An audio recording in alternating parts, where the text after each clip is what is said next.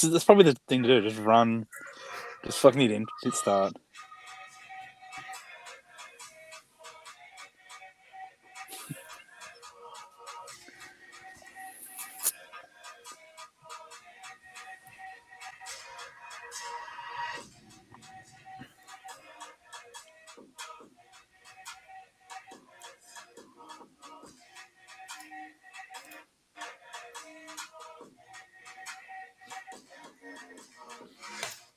Welcome to the 46th episode of the Daft Previews podcast. My name is Dan, and after 5 fucking takes, I finally got this right. I've got Luke on the line with me after 4 weeks out in the wilderness. Welcome back to the podcast, my friend. How is everything going? It's very good to be back, and it's good to see after 5 takes and a full beer, you managed to get that intro out, which is good. So, it's good to be back. I'm on the road, so battling NBN at the moment. So that's hence why I have not been present. Moved up into the Hunter region. So anyone who lives up here, I don't know how the fuck you have any phone reception, how you get by life, because my phone reception is shithouse. I've tried every provider. So I'm currently using the Wi-Fi thanks to the, I know people aren't religious, but to God himself, the Hope Unlimited Church. Shout out to them for providing the Wi-Fi after going to see Top Gun tonight. So very productive night. That's some straight up degen behavior, you know. It is. Life holds you back, and you just find a way through it. If you don't have the cash to punt, you sell something, you hock it, you get back online, you get back on the horse, and you're on it, mate. Well done. I am solutions orientated.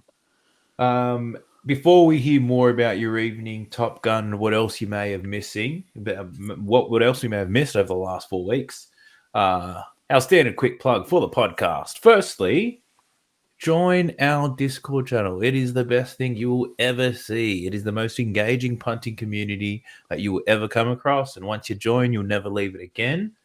Follow us on Dabble, Facebook, Instagram. We're busy. We're all over the place. Something new. We talk about the gift of giving in our Discord server.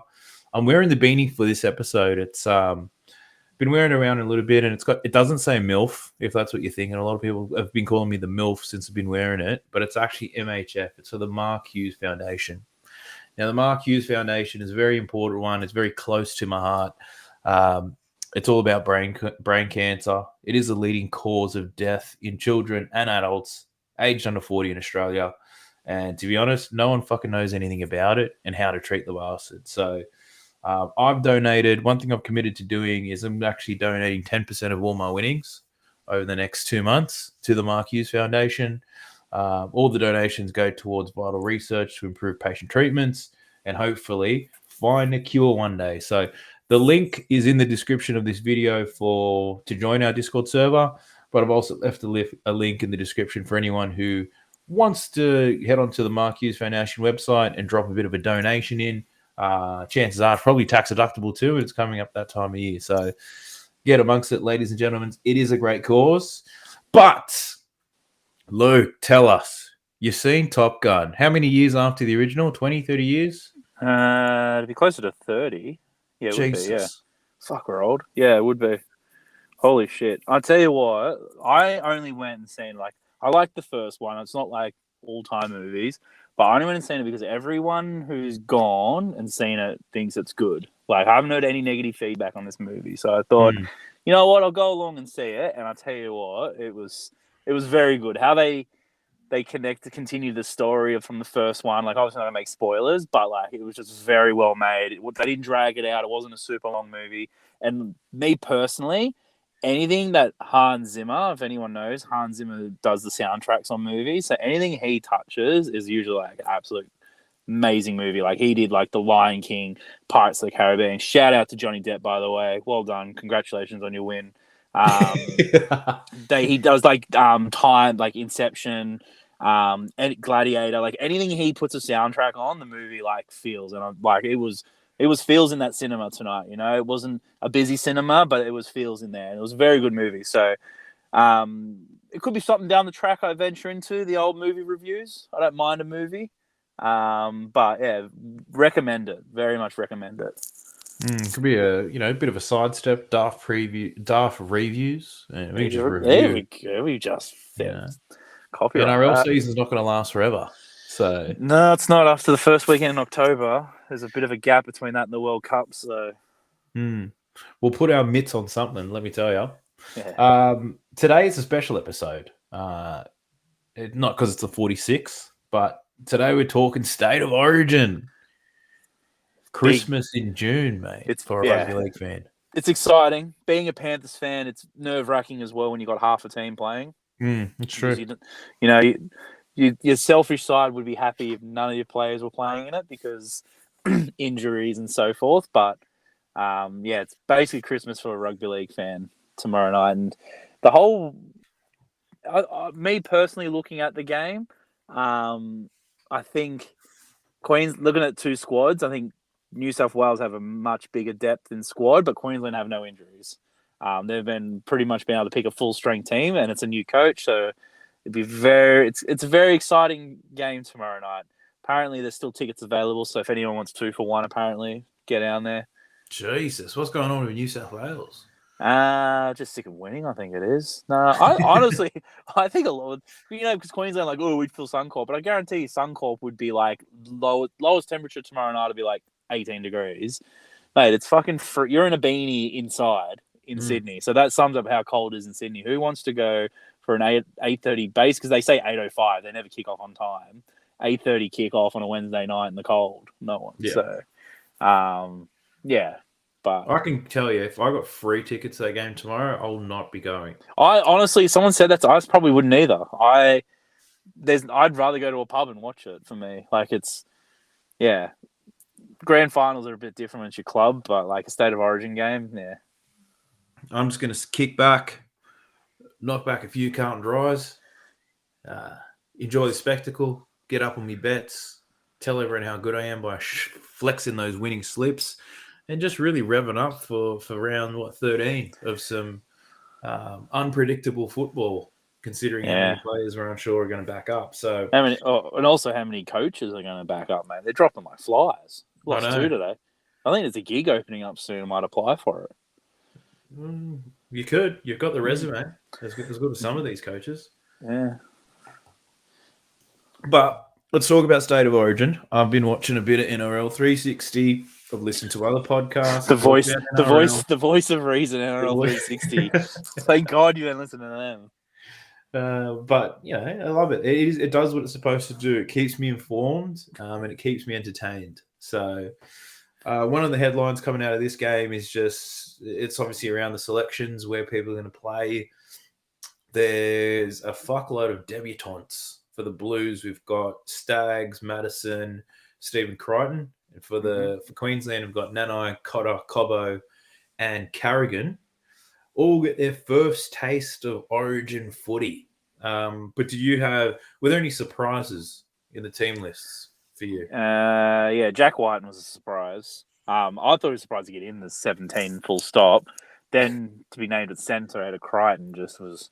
I don't know. I think it could be a last-minute switch. I think they may be trying to play mind games with Queensland because why would you play Crichton on the bench and not Whiten on the bench when Whiten's played State of Origin? Yeah, but he's done terrible in the centres.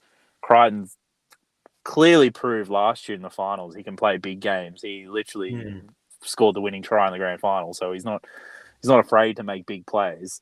So I don't think it's like a nerves thing. Plus the combination with Penrith, so that was a bit of a surprise for me, and I still probably would have had Nico Hines as the utility. 14. Yeah, I just think then if a half goes down, he can fill in. I think if Cleary goes down, for example, I'm not sure if Luai and White would work and then the fullback piece as well. If I know they've got players to move around, but I'd rather Nico Hines. I feel like he's more well-rounded than Jack White, and he's literally, if he's going in the halves, he can't kick. He's got the worst kicking game. How many times he puts it out in the full? We know that, right? He has one good kick though. Whereas Nico Hines of the Sharks is the guy who can steer them around and everything, and Moylan's a running game. So I'm not sure. It'll be interesting because if New South Wales do lose this game, then there'll be a lot of pressure on some of those players, like Damien Cook, for example, because Api Coruscant will be screaming down the neck. If White starts and has a bad game, they might drop him. So whereas Queensland kind of rolled into this as, if they get done, no one's expecting them to do crazy well unless they get flogged again, but I don't think they will. So it's kind of worked because Queensland have gone risky with Cobbo, for example. I mean, he's played like 12 first grade games, right? Yeah, I wouldn't have picked Cobbo. See, like, he could get exposed and get his pants pulled down, but I don't think he'll get hammered for it because I'm like, oh, he's young experience. Whereas if New South Wales slip up, it's going to look pretty bad. So, yeah, I wouldn't have picked Cobbo either because I think this is, it's a different beast you're playing.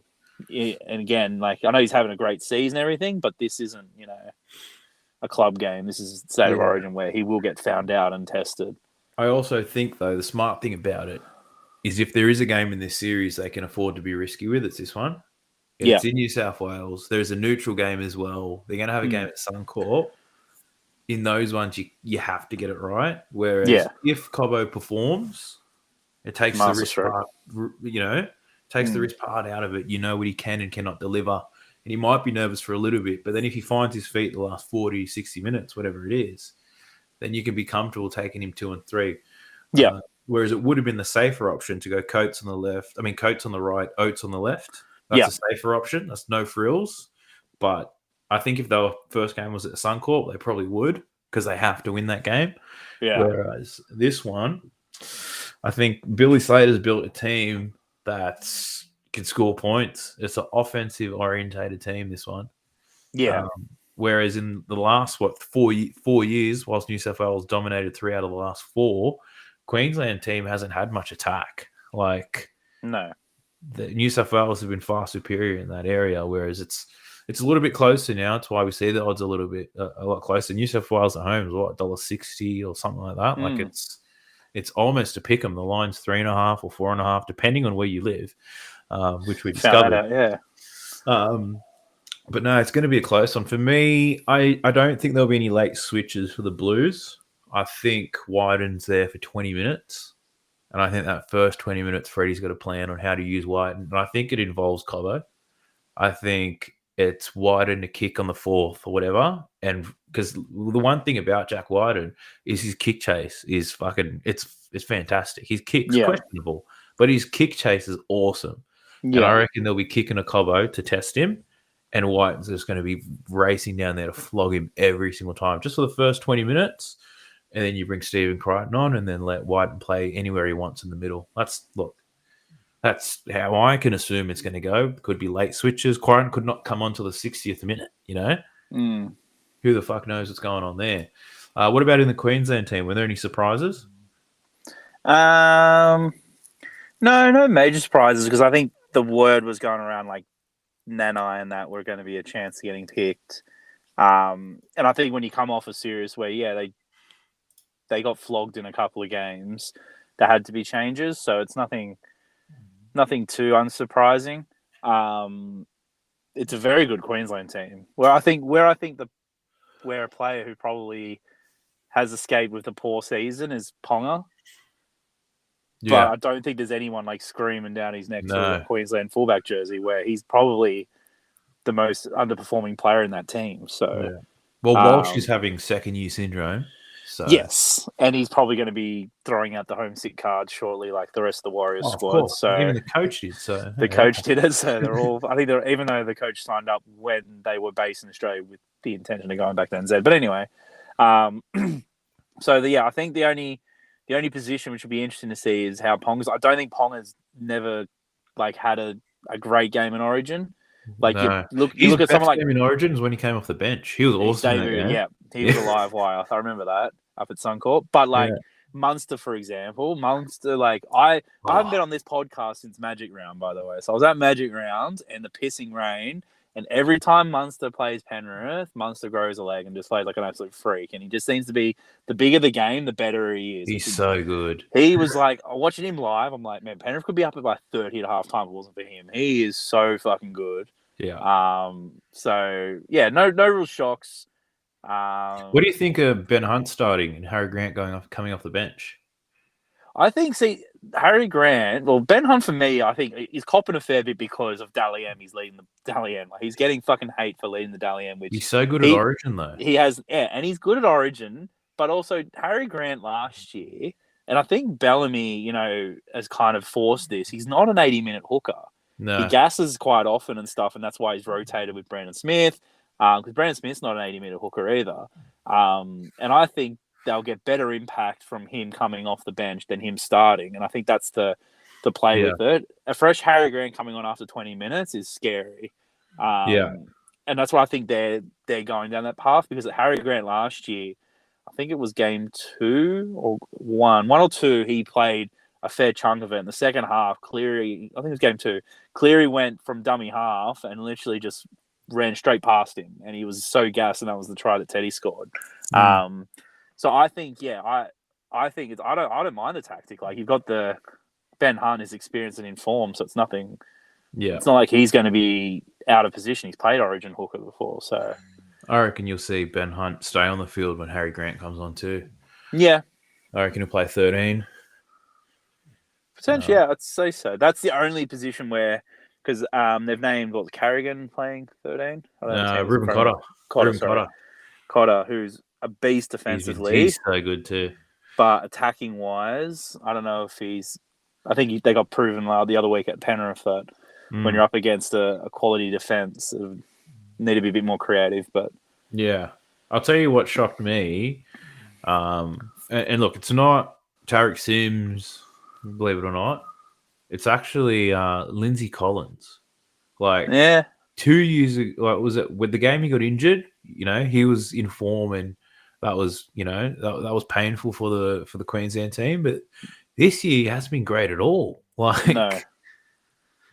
Yeah, that is. Yeah, and he's beat like Jairo. Jairo plays well in Origin too. Like, he does. But Jairo has been a bit off the pace this year as well. He's been playing second row though. Like, it's partly where they play him.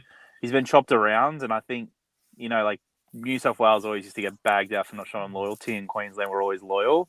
This team that they've picked, as I said, outside of Ponga, maybe College, you're going to make an argument for, is picked on form. Like, he has picked Ben Hunt at starting hooker because he's in form. That back line is in form. The back rowers, the forward pack is basically got. How many Brisbane players are in that team? We've got enough. I think we've got 2 Brisbane players in New South Wales. Yeah, Staggs and Haas. We've got Staggs, Haas, Carrigan, Capewell, and Cobbo. Yeah, you're 5. Penrith have 7. Like, your Brisbane have 2 less players than Penrith. That's showing it's picking on form, because, mate, 12 months ago they would never have picked. Literally, take Capewell out, they were never going to pick Staggs. Haas would have been probably the only guarantee from 12 months ago. So, how about the rise of the Broncos, mate? We'll talk a bit more about them later. Let's try to stick to State of Origin where we can. I guess the biggest question what everyone wants to know, how do you think this game goes? Like, like, the line is 3.5 to 4.5. Is that right in your eyes? No, I think that's too short. I think it opened up at like 6.5, between 6.5 and 7.5. I think that's a better line. I think New South Wales will cover that line. I know the big difference between 12 months ago is this Queensland team's playing a lot better football, and we're not having Latrell or Turbo. I know. But you got to remember, those two are your best players, though. They were the best players. But you remember 12 months ago, it was Luai's first Origin, To'o's first Origin. Those boys are now in, like, that Penrith combination. Since that Origin last year, had their first Origin, they won. They've won a grand final now, and they're even, like, we'll get into it later. They're Penrith at the moment playing better football than they've played since the last couple of years. And they've got literally, like, Cleary is playing. He's playing incredible, but because the players around him are playing so good, he's kind of not going under the radar, but he's just going about his business. Like, he's not having to carry or anything. So I think New South Wales will win. I'd like to make it comfortable, but I don't think they will. I think they'll cover the line, but 1 to 12 does jump out to me. But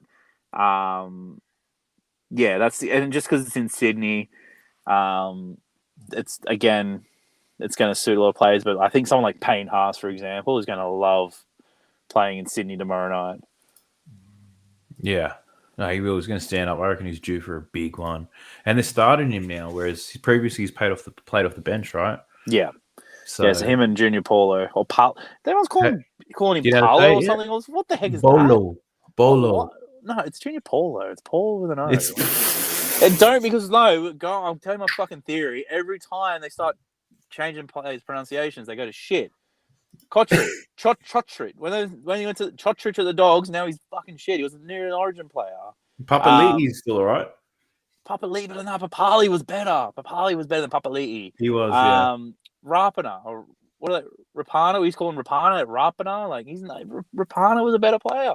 He went to rugby and realized Rapana is not good. You're going to come back as a Rapana. It's honestly true. Go and find players who mid-career change their pronunciations and improve. Like he's done, as far as I know.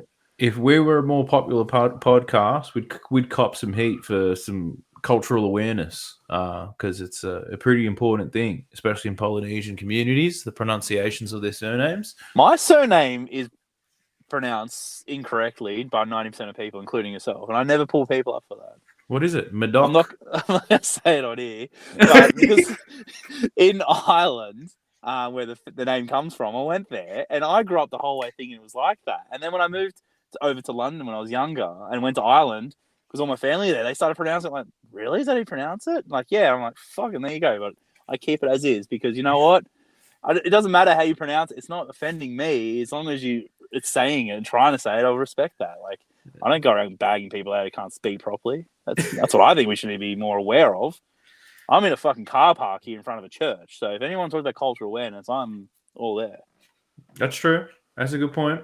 Battle of the halves. Which halves combo is better? You've got your Penrith combo, and you've got the old faithful in Munster and Cherry.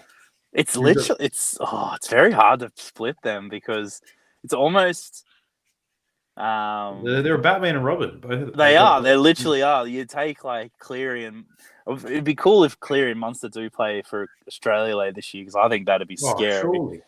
Well, Munster, everyone keeps talking about Munster and Cherry Evans, so I would probably just lean Cleary and Luai purely because Cherry Evans' form in the last month or so has dipped, whereas Luai's one good game, against Canberra, where he's kicking against everything. Canberra, yeah, kicked the 240-20s and a 20-40. But since then, nothing. Whereas Luai started the season a bit slow, and since then, picked it up and improved. In fact, he's probably had more try assists than Cleary recently. Whereas and he's Munster's scoring tries too, and he's scoring tries. Whereas Munster's then killing it. So probably give the edge to New South Wales in the halves, but it's very close. Yeah, I think you'll see. Well, Munster's clearly the best 6. Cleary's clearly the best 7. It's like who steps up. I think Cleary still plays at an elite level at State of Origin at this level, but he's also been surrounded by so much attacking talent. This year's a little bit different because no Turbo Latrell. They don't have an automatic game breaker. Like Tony Staggs has his strengths, but he's not clearly better than his opposition. Whereas Latrell and Turbo are so much better than whoever was defending them. Like it just wasn't fair. Was capable in game one. Teddy's just chilling out there, waiting for his time to shine. Yeah. I think Cleary needs to be better, but I think he's also capable of being better than what he has displayed in Origin anyway. Yeah. Munster was made for this shit. He's the best stripper I've ever seen. And when he does it, it's like he doesn't fuck it up. He doesn't knock it on. He doesn't strip it off. But also, I think the players know beforehand. Like they get enough notice he's about to strip the ball, but he seems to always get it too. Like it's not like he does it so quickly. Yeah. He wraps around and he just goes, "Thanks." Mate, I'm telling you, him and Brandon Smith getting caught on the baby powder in the off season, best thing that could have happened in his career. Yeah, and there's a baby formula shortage now too. So apparently he's off the baby formula, he's off the beers, and he's fitter than he has ever been in his life. So I agree, mate. If those rumors Payne Haas swap for Cam Munster are true, woo! I'll take that in a heartbeat. I'll take Tommy head high Flegler all day starting prop if we get Cam Munster in there. We'll be fine. We'll figure it out. We don't need the Payne train off-field scandal every 4 weeks, Haas. We don't need him if we can get Cam Munster.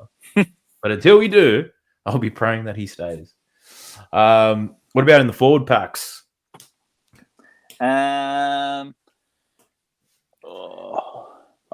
do like the the New South Wales, apart from the back row.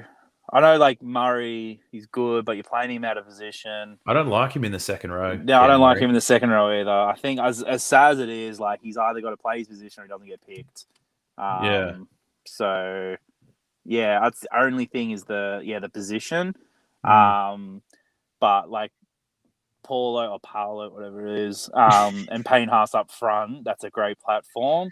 Yeah. And then you've got Regan Campbell-Gillard coming off the bench as well, which I'm fine with because I don't think that's probably one area New South Wales don't have the huge depth is the props. Like outside of those guys, You got there's really not. RCG, and he's the only prop on the bench, really. Yeah, like Saifidi's injured, and I wouldn't even think Saifidi's a good prop, but they don't have the depth in the props.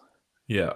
Like then you're looking at like if you look at the top teams like Penrith, like Moses Leota's probably. Oh, he's a freak. He's underrated. He's underrated, but I don't think in Origin he's that guy. Like a lot of it does come off the back of Fisher Harris, but yeah. So I think it's hard to say because Yeah. I do like the Queensland pack. Like The Queensland pack is so good defensively. yes, they're going to tackle and tackle all day and not miss tackles and. Whereas I feel like the Blues pack, Payne Haas, even Junior, Bolo, I think offensively in attack, they're so good with meters. Paulo's got those hands. His hands not as good as Isaiah's, but they're not bad for a big man. His hands are good. Whereas with Queensland, Tino's not the greatest. He gets through a lot of work, but meterage is not the best. Sorry. Papali'i, he does what he does, but he's quite balanced. Really, he's an attack and defense. He's pretty good. He's very good at both. But Capewell's clearly a defensive second rower. So is Felice, and so is Ruben Cotter. Like they're ready to tackle these boys. And the one thing, like with Payne Haas, he gets through a shit ton of work, but he gives up post contact meters like crazy. Like he doesn't have the same work rate in defense. He makes Everyone talks about how he's engine and everything, but he doesn't defend the same intensity as he's the top never. I don't defenders. honestly. I've watched every Payne Haas game since he's been a pro. I've never seen him put a hit on. For his size, he should be smashing people for fun. Yeah, doesn't smash anyone. There's no smashing. He runs over people, yes, but in defense, he kind of catches and backpedals slowly. It makes the tackle, probably slows it down very well, but in terms of defending meters, it's not his absolute forte, and I think Queensland have the edge there. But I think the kind of what I'd be watching to see is who runs the most out of Ben Hunt, Damien Cook. Yeah, whoever runs the most tells you who's winning in the middle. And I think being the shit cold weather in Sydney, I think a lot of it's going to be played in that, what would Corey Parker say? Middle third. I think a lot of footy is going to be played in that middle third. No, for sure. Given the conditions. And I think, it might be a lower scoring game this one once they move it to Queensland or whatever. I think there's going to be a lot of points. Real quick, what about the interchange? We spoke a bit about Stephen Crichton being 14. We've got Liam Martin, RCG, Ryan Madison versus Harry Grant, Collins, Carrigan, and Nanai. I think New South Wales have the edge on the bench just purely because Martin's in form, Crichton's in form, playing well, and Madison. I can't believe Madison's this is his debut, and he wants like stupid money, and he's in form too leading up to. I know he's up against like a Queensland bench, a bit of form, but I don't know. I like the options New South Wales have on their bench. Yeah. No, I agree. I think the biggest thing for me is that Harry Grant's on the bench. Like, the potential impact he could make far outweighs anybody else that's on this bench. Nanai is a bit of a wild card. Like, he could come in, give away a penalty, knock it on in 5 minutes, or he could catch a bomb over Teddy and score a great try on debut, right? Yeah. So that's rocks and diamonds could be coming. Whereas I think with New South Wales, it's pretty conservative. It's pretty safe. I think Ryan Madison's in good form.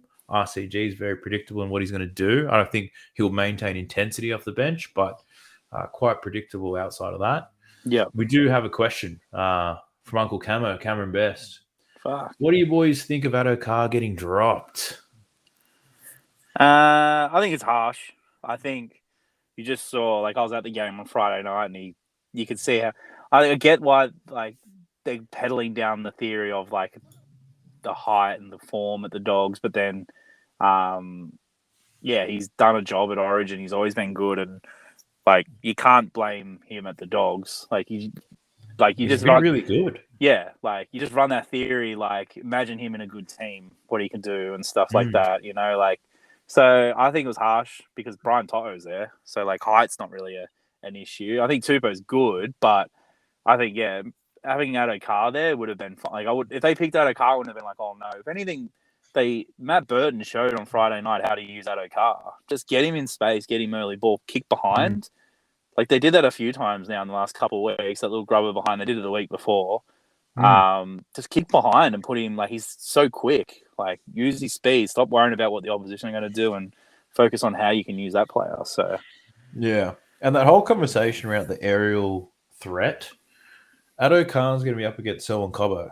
And he's not catching heaps of bombs. no, You know, that's not like, if anything, you've got Xavier Coates running up on Toto, and that's the guy that only scores on bombs. yeah. The only other player who really is killing it on bombs is Suwali? Suwali. Yeah, Yeah. like there's no other player. I'm like, it's not like Izzy Folau or something's up against where I'm like, he will fucking take one over the top of you, and then you didn't really matter who you put up against him; he was still scoring. Yeah. No, it's a good point. So I think it's a bit harsh not to have the Fox there. But at the same time, Tupou's been playing really well. Yeah, he has, but he hasn't been setting the world on fire. Like he's playing. And neither have the Roosters, right? Yeah, he's not like he's knocking down the door and saying pick me. Like to be honest, it wasn't any winger. So I don't know. I would have just picked Addo Carr. I don't know if Queensland pick a taller team. That's fine. Like let's make Cobbo turn around and chase a bit. Like they did that a few years ago with Corey Oates. They literally just kicked to him all night and just made him run and bring the ball out and wore him out. Like they can just do things around that to stop it. So yeah, no, it's a good point. Look, keen as fucking beans for this game tomorrow. One, because it's State of Origin, but also we get some rugby league on a Wednesday. How good is that? Is there a game on Thursday?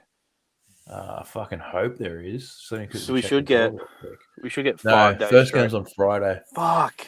That's fucking rude. All right. It is. But it's good, though. Wednesday game's exciting. Yeah, so keen is absolute mustard. Some people who, I guess, tune in are all about the bets and all about the tips. Sportsbet actually have a promo at the moment called State of Origin Same Game Multi Insurance Special. Plays a 3-leg same game multi or game one of State of Origin. And if it doesn't win, you get $50 back in bonus bets. So you don't have to try to hit 2 out of the 3 to get your bonus bet back. You just get a free stab. It's not free. You're fucking going to lose your money. That's why it's designed this way. But at least you get some comfort in knowing if you fuck this up, you're going to be getting some bonus bets back. So I think it's a good one. Yeah, for me, the way I view it is you get 2 opportunities to really aim high in this one. Yeah. You go with large odds, and if it fucks up, you get your bonus bet back. And then you go high odds on that as well. You know? That's what bonus bets were made for, to chase some dollars. I do have a safe play to go with as well, because me being man, I need to make a profit here. So I'll talk through that as well. But I do have something with a little bit of juice on it. Happy to share with the punters. But what have you got on this game? What type of... mine's a 15-1 multi. So it's not too bad. You'll get it $7.50 back, obviously, from a $50 bet. I've gone New South Wales head-to-head into Tedesco anytime, into Madison anytime. Off the bench. How many minutes does he play? I think you'll get good minutes. And he does seem to aim up and score recently anyway in some big games. He scored scored at Penrith the other week, was very good, and he just seems to have good footwork at the line. And there wasn't any like real second rows jump. He was paying more than Liam Martin, who's also off the bench. But so if that's $15, I think you can obviously, you want to really juice it up, I'd go New South Wales 1-12. But I think Teddy's going to score because I think he's always backing up in support. And I think last year he got cucked a bit on his support plays because Turbo was playing everywhere but his position. So every time there was a line break, Turbo was there. So I think Teddy will be there and be backing up in support. So $15. It was pretty moist. Camo's got a question for you in the chat. Teddy for first try. Yeah, I like that. You like him to score first? Yeah. I think that sweeping backline play with Isaiah Yeo and Luai Cleary will come in, and I think they'll use obviously Teddy as a passing. Difference with Penrith is Edwards isn't really much of a passer, more of a runner of the ball, so they'll open it up, and I think Teddy will have the chances to show and go. Yeah. Similar to how Turbo did it last year in the first game, how he just Yeah. caught the ball and burnt them around because Teddy in the support role. Hmm. Well, my two bets. The first one is a safer bet, and this is where I'll be laying the majority of my stake. So regardless of what happens with the other ones, I'll be well on the profits. So what I'm looking at there is I'm looking at both the Blues and the Maroons to score more than 11.5 points. Mm-hmm.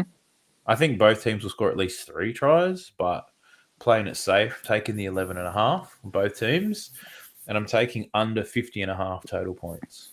I don't think it's going to be a massive scoreline, No.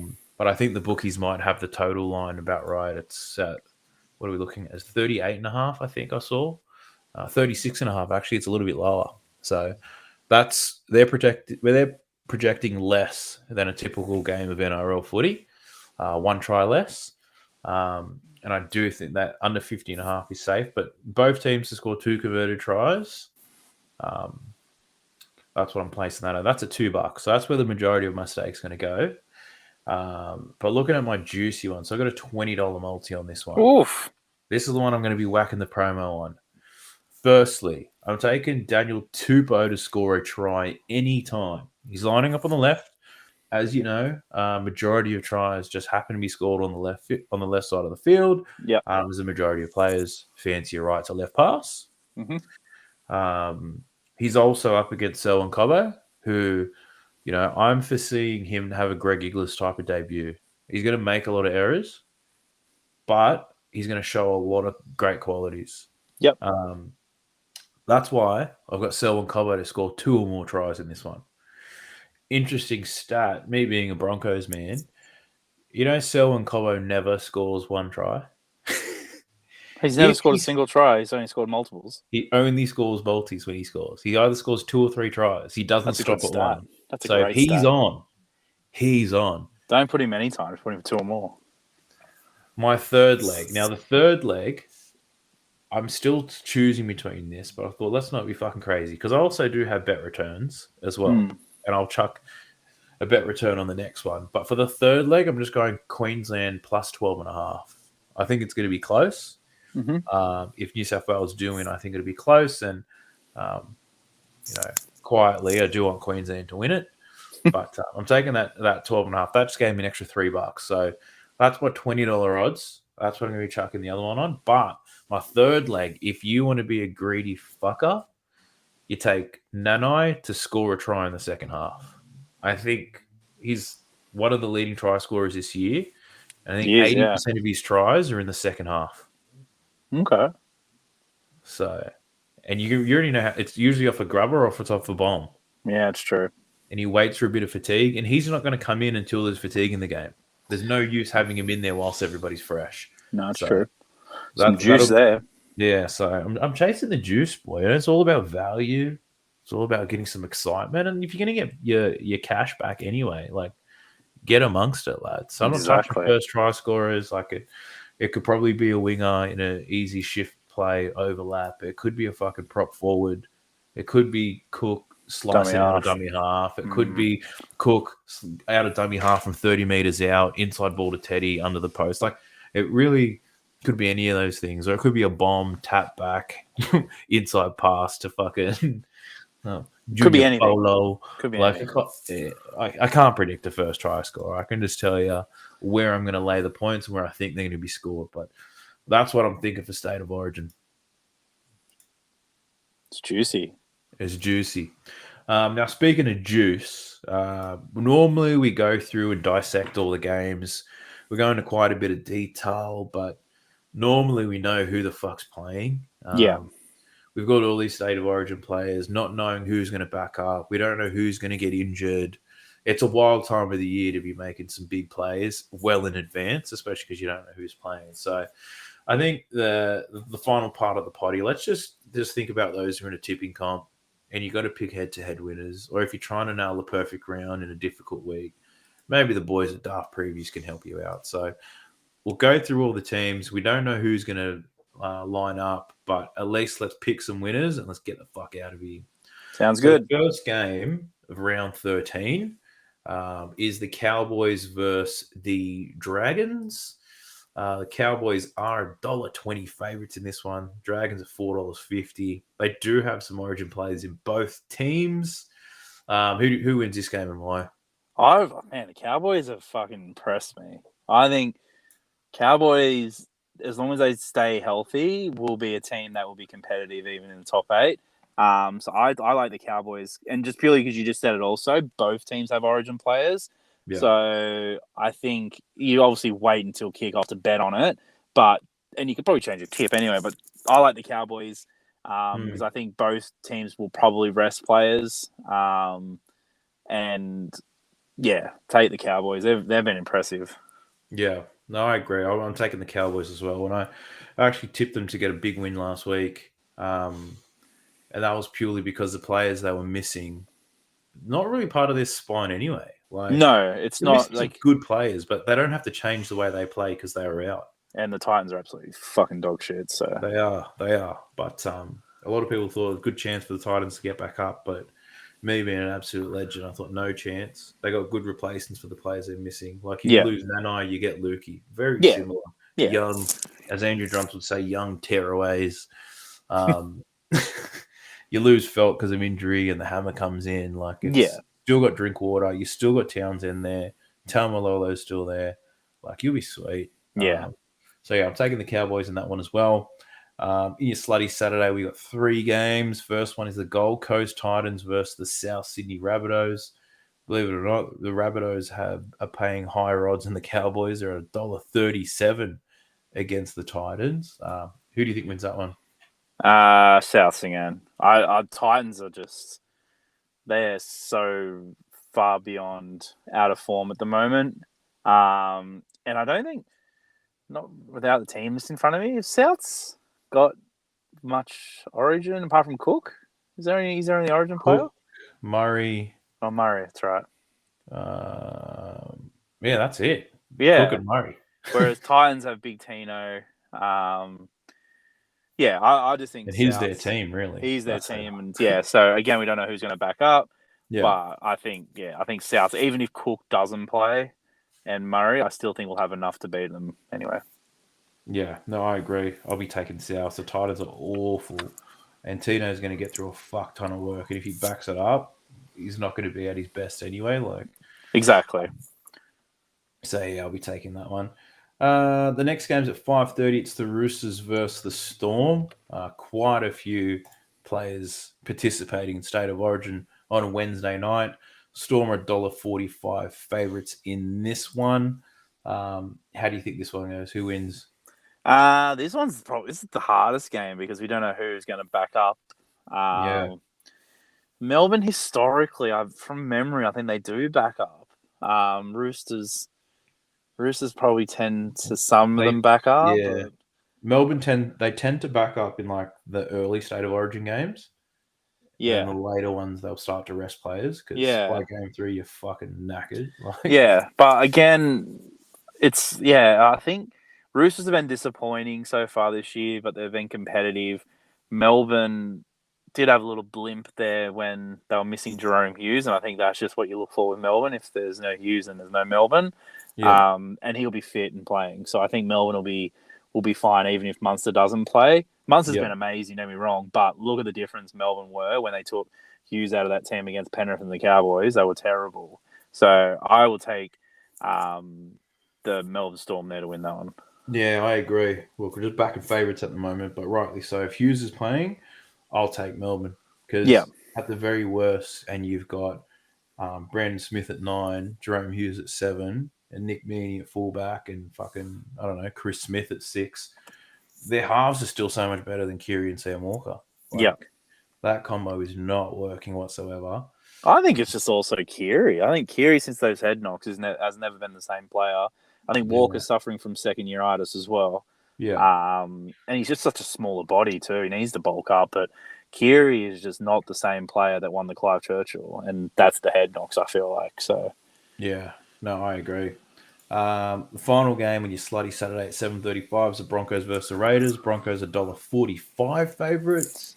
Adam Reynolds is named, but I've heard whispers that he may not be fit for this one. So it's an FYI. Keep that on your mind if you're going to punt on the Broncos. What are your thoughts? Fogarty's been playing all right for Canberra. I'm tipping an upset here. Yeah, This is probably the one. I feel of like course you are. Broncos have a lot of Origin debutants, and It's I'll hard be shocked. to back it I'll be up. shocked if they back up, and if they Yeah, do, they will struggle. I yeah, think the Raiders, their players that are coming back are very experienced players if they do play. Um, but they're on a bit of a roll at the moment, and if Reynolds is out, then that's a big let down for the Broncos because they'll also be missing Capewell, Haas. Like they're going to be missing so many players, 5, 6, 7 players yeah. up against the Raiders team, potentially missing without Papali. But then when Whiten didn't play, they fucking killed it the other weeks. So Mm, I think they're not missing Whiten's not a bad thing. I watched the Magic round. I was at the game against Sharks, and they looked incredible. yeah, So mate, tough, eh? yeah, so they don't Tough. mind going. They don't mind going to Suncorp, the Raiders. So I'm tipping that's my upset. Is I think Broncos are on an incredible run, but this is the inexperience, and I think they're due a loss, which isn't a bad thing. But I think this could be the game. Yeah, look, I won't take any offense to that level of disrespect you've shown. But no, I agree that they've named a lot of reserves. Right, so there's a lot of reserves to cover. I'm actually pretty keen to see some of these reserves, but we've got Brenko Lee and Pereira and Hoyter named in the reserves, and they're all going to fill those back positions if Katoni's out and Selwyn's out. They've got Xavier Willison, so he's a really good young prop. He doesn't have the size for it yet, but his work Yeah, rate is pretty awesome. So keen to see him. And they've got Brendan Piakura, and he's a really good second row, but really raw and young. So I'd be excited to see if they get a chance. If the Origin players do sit, I think some of them will. Um, I definitely know that Capewell's going to be out. He's not named. The other ones, I think they're a good chance to miss it. But if Reynolds is playing, I'm taking the Brisbane Broncos still. But if he is out, I'm reluctantly still going to take them, but not very confident.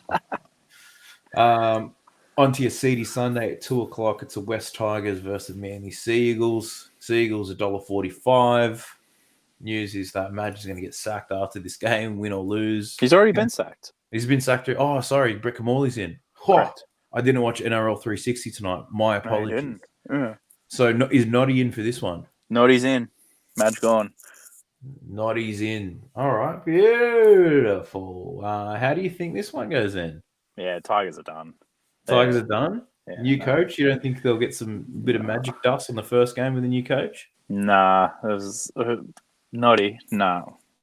If Kamali hadn't landed a first grade gig by now, then what's he been doing? So, no, I I think think he's been working Manly. for NRL.com doing game previews similar to Yeah, this. since he got sacked by Fox League. No, I just think Manly even showed last week without their Turbo and that. They've got Jake Travojevic still there, obviously. Schuster, man. They got the Schust. They got Schuster there. I just think they got enough to cover. I think the Tigers are just there's such a when the board ever gets pressure put on them, then they'll turn that team around. But why would you coach them? So Yeah. Manly for me.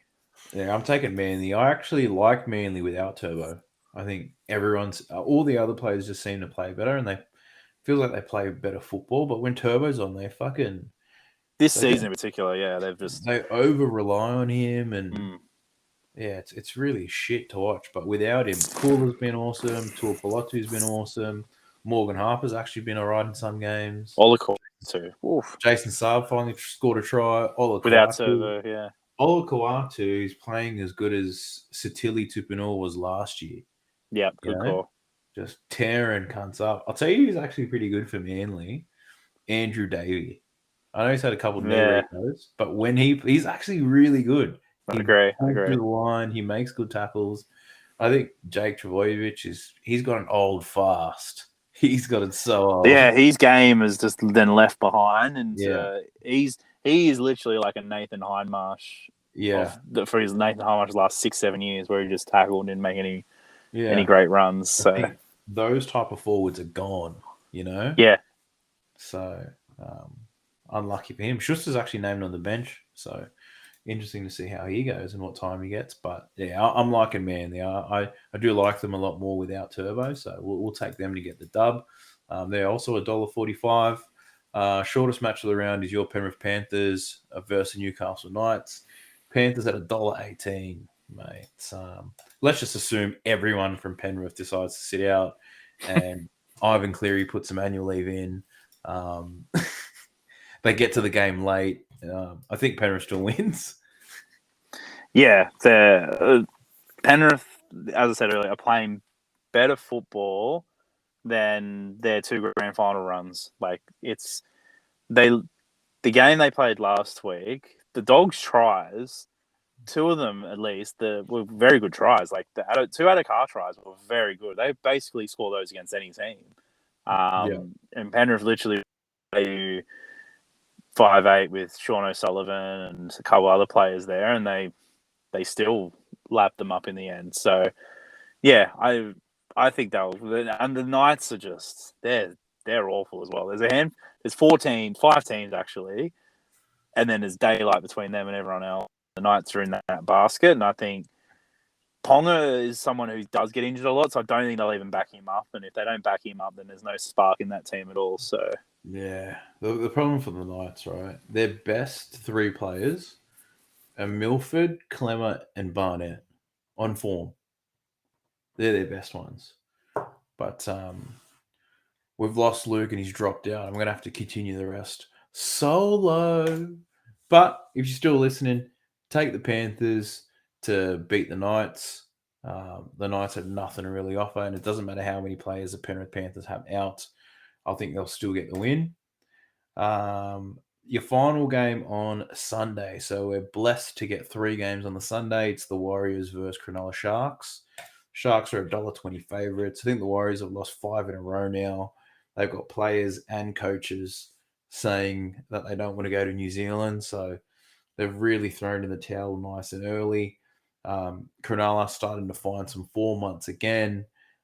Nico Hines, he's named at 7. So if he's in 7, just take the Sharks. It is at Redcliffe where the Warriors do seem to play a little bit better, but Cronulla at $1.20, very short. Definitely take the favourite on that one. And then the final game on Monday at 4 o'clock. It's a public holiday. I think it's the Queen's birthday here in New South Wales. Parramatta Eels versus the Bulldogs. Parramatta at $1.15. Canterbury at $5.50. We say it every week. Canterbury just finds ways to lose football games. Not missing anyone through state of origin commitments, but at the same time, no one really deserves it, probably but Adokar. For the Eels, big in Mike Acevo makes his return on the wing. Just book him in for a try. Parramatta to win. It's only the front rowers and the bookends for Parramatta there. So take him and take him with some confidence. Mate, what happened? The church cut you off. nah, battery. I think I don't know. Fuck it. Still here though. Church is You're good. still here. Well, you haven't missed much. We're taking Penrith, that's for sure. Yeah. Look, went over the Warriors game. They've lost 5 in a row. They've thrown in the towel nice and early. Cronulla's going to towel them up. Yeah. Talking about Parramatta versus the Dogs. Parramatta extremely short favourites. Canterbury just find ways to lose games. Mike Acevo's back on the wing. So I'm thinking take Parra to win, see what a score, and just start counting your winnings. That's what I'm thinking. Your thoughts on the Yeah. Parramatta game? Yeah. Nah. Para have a couple players, but for a top 4-5 team, they don't have a lot of Origin players. So they've got those fringe players, your Moses, your Guthersons, your Dylan Browns, who just aren't going to, like, unless Penrith fall off a cliff, they're not getting runs. Gutherson, same thing. So they're pretty lucky. Like, Reed Marnie needs injury to get in. Hunt So, and Grant to get injured. yeah. So yeah, I think Para will win that one. Dogs were competitive against Penrith, but their online defense sucks as well. So like Papali'i anytime is absolute jam because they'll throw him a short ball 2 meters out and they're going to struggle to tackle him. Yeah. Yeah, he's crashing over someone, that's for sure. I think Papa Lee's a good chance. Even Sean Lane's a good chance. Yeah. Put those, whack Mike Acevo in there. Like, it's first game back in a long time. He's going to put on a show, but I agree. Parramatta will take that win nice and easy. So, not an awful game to watch on a public holiday. No. You're a big follower of the royal family. How old is the Queen this year? 94 this year. Yeah, 94. Gee, she's still hot for her age. Still So I've heard. Nah, she's firing fit. It's at a jubilee of 70 years on the weekend. So, Jesus, imagine working the same job for 70 years. I can't imagine working for 70 years. Yeah, that's it. Even being alive for that long. True. Like reality. Fuck me. But I think we can collectively agree on taking all the favourites except the Broncos. Yeah, I think just wait till team list though. If one team stacks their Origin players and one doesn't, then obviously the market's going to flip. But yeah, I think at the moment the only the one where I can predict that it probably won't flip it would be the Brisbane game. There's if they're named, they haven't even named Capewell, so there's obviously intentions there. Yeah. Any doubt, don't even play them. Otherwise, you would have named Capewell and extended. But so yeah. It's a good one. I'll put a multi up if you're following it on Dabble. Just copy the fucking bet and start celebrating your wins with us, boys. Well, look, that wraps up episode 46. Reminder, you can join the Discord server. It's a fucking hoot. The link is in the description, but also check out the Mark Hughes Foundation. Cop yourself a beanie for brain cancer and donate to a wonderful cause. Luke, I'm hoping your NBN gets sorted so we can see you next week. If not, you'll be back at the church. I'll be back at the church. Look, it's been an absolute pleasure. Thank you all for listening. I'll catch you all